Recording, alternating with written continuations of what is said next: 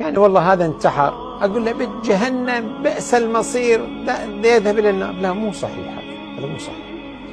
قد يكون هذا المنتحر في الواقع يعيش مشكلة نفسية أو عصبية قاهرة خلته يفقد شعوره، بس الله هو العالم.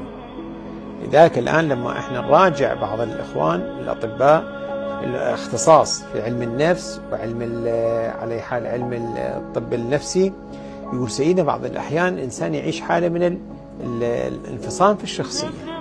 الانفصام في الشخصية هذا كارثة، هذا مسكين يعني، أو يعيش كآبة حادة، كآبة حادة، هذا بعد عقله مو يمه، فهمه مو يمه، مريض.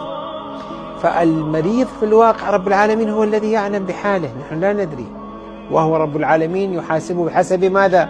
بحسب مشاعره.